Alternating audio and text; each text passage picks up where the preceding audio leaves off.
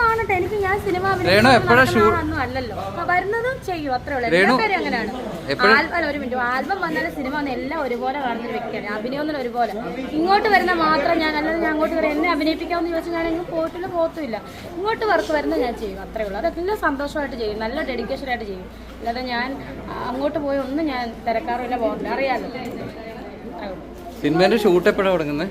സിനിമയുടെ ഷൂട്ട് പൂജ ആയിട്ടില്ല, പൂജ ഉടനെ കണ്ടുണ്ടെന്നാണ്. പൂജ കഴിഞ്ഞില്ല, അത് ഒരു പൂജ കൂടെ. മെയിൻ ആർട്ടിസ്റ്റുകളൊക്കെ ഉള്ളത് നമ്മളല്ല കേട്ടോ അതിനകത്ത് മെയിൻ ആർട്ടിസ്റ്റ്. ഇപ്പോഴേ പറഞ്ഞപ്പോൾ ആ സിനിമയുടെ മെയിൻ ആർട്ടിസ്റ്റ് ഞാൻ എങ്ങും പറഞ്ഞിട്ടില്ല, ഞാനുമല്ല, ഞാൻ അങ്ങനെ ഒന്നും പറഞ്ഞിട്ടില്ല. അതിനകത്ത് ഒരു ക്യാരക്ടർ വേഷം ചെയ്യുന്നതെന്നേ ഞാൻ പറഞ്ഞിട്ടുള്ളൂ.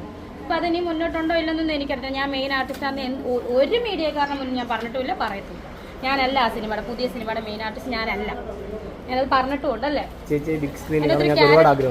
നിശ്ചയം എന്ന് പറഞ്ഞ മൂവി ഇറങ്ങാൻ പോകും. നിശ്ചയം പിന്നെ ദേവത എല്ലാം അതിന്റെ ഇത് നടക്കും, പ്രീ പ്രൊഡക്ഷൻ എന്നാണ് പറയുന്നത്, പോസ്റ്റ് പ്രൊഡക്ഷൻ നടക്കും. പിന്നെ ചേഞ്ച് ഇറങ്ങാൻ കിടക്കുന്നു.